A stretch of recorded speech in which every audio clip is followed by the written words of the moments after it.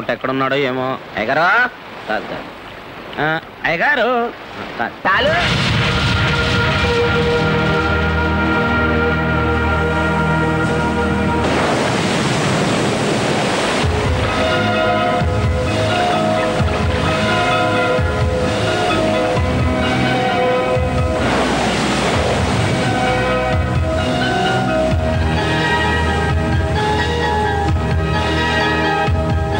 ఇప్పుడు నమ్ముతావా?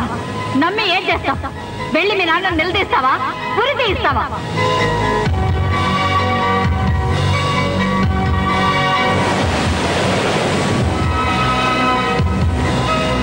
అన్నం పెట్టి ఆధారం పోయింది, గట్ల బతుకమంటావా? వాళ్ళని చాలా అన్నం పెట్టి తల్లి నా రక్త తినమంటావా?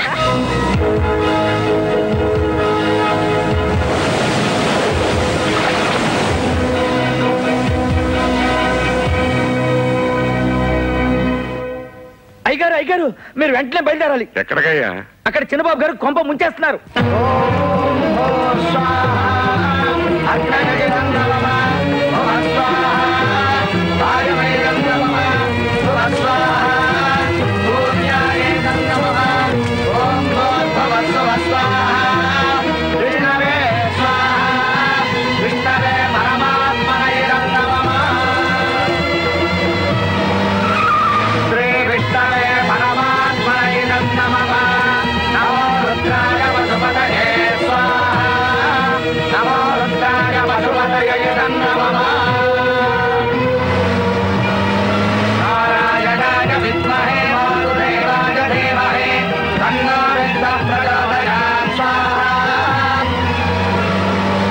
బాబు, దత్తత ముహూర్తం దగ్గర పడింది, లేచి ప్రమాణం చేయండి.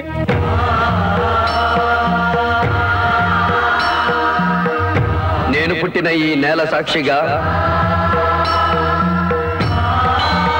నాకు నీడనిస్తున్న నింగి సాక్షిగా,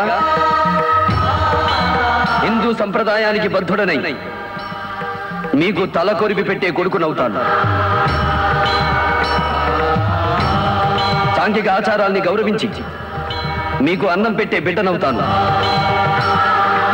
ఈ క్షణం నుంచి నాకు జన్మనిచ్చిన తల్లిదండ్రులను మర్చిపోయి మీ కొడుకుగా, మీ దత్తపుత్రుడిగా సకల ధర్మాలు నిర్వర్తిస్తాను.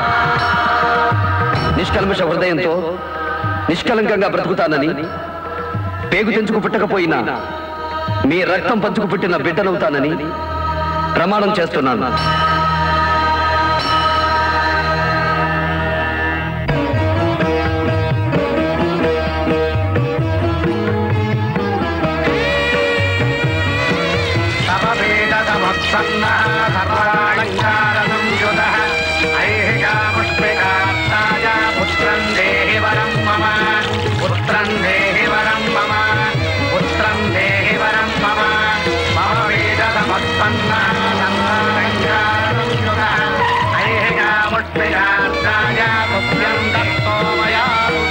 రంగారావు గారు, ఈ క్షణం నుంచి ఈ కుర్రాడు మీ కన్న కొడుకుతో సమానం. ఆపండి. ఏమిటి తతంగం? తతంగం కాదు, పుణ్యకార్యం, దత్తత స్వీకారం. అవును, క్షణం క్రితమే నేను ధార్మికంగా ఈ ఇంటి బిడ్డనయ్యాను. నా ఇంటి పేరు మారిపోయింది. ఆవేశంలో ఏం చేశావో దాని పర్యవసానం ఏంటో ఆలోచించావా? ఆవేశం నాది కాదు, మీది. ఇద్దరు ప్రేమికుల్ని విడదీసిన పాపం మీది. ఈ దంపతులకు పుత్రశోకం కలిగించిన పాపం మీది.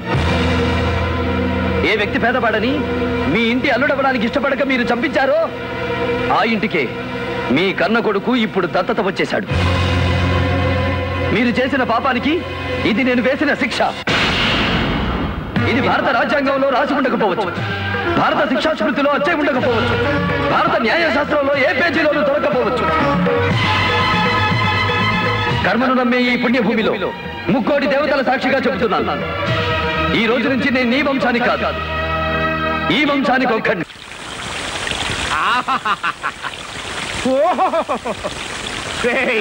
చల్లగా సమ్మగా ఉందిరా. అంతేలేండి, బాబు కొడుకులు విడిపోయారు కదా, మీకు సమ్మగానే ఉంటది. అన్ సీజన్ లో పుట్టిన వాళ్ళం కదా. ఆఫ్ సీజన్ లో అన్ సీజన్ నీకు నాకేంట్రా, కమ్మడి సీజన్ లో పుట్టినండి. సరిగానే ఒక కమ్మడి కథ చెప్పరా. అనగనగనగనగనగా ఒక ఊళ్ళో ఇద్దరు ప్రాణ స్నేహితులు ఉన్నారండి. వాళ్ళిద్దరు జాయింట్ గా రత్నాల వ్యాపారం చేసేవాళ్ళండి. ఒకరోజు వాళ్ళిద్దరు పట్టణానికి బయలుదేరారండి. ఇదేదో నా కథలాగా ఉందేంట్రా. సెంటర్ లో చేంజ్ అవుతులేండి. ఇలా వాళ్ళిద్దరు కలిసి అడవిలో పోతుండగా సడన్ గా ఒకడు కాలు సరి కూతురు పడిపోయాడండి. అరే పాపం కాలు ఇరిగిపోయిందండి. ఒక్కడు కూడా ముందుకెళ్ళిపోతున్నాడండి. అప్పుడు ఆ రెండో వాడు కాలు ఇరిగినోడి దగ్గర ఉన్న రత్నాన్ని కాజేసి పారిపోయాడండి. ఆ తర్వాత ఆ పారిపోతున్న దొంగలు పట్టుకుని పీక పిసికి చంపేసి ఆడి దగ్గర ఉన్న రత్నాలు తీసుకుని వాళ్ళు పారిపోయారండి. అంటే కాళ్ళు ఎరగొట్టించుకుంది చక్రపాణి, పీక పిసికి చంపించుకుంది నేను. ఇయే కదా 2 పాత్రలు. అంతేకదండి మరి. కానీ మీరు భలే సురుకండి, ఇట్టే పట్టేస్తారు. నువ్వు మాత్రం కథలు ఎంత అందంగా అల్లుతావో. థాంక్స్ అండి. అటవలేంటి నాన్న. అగా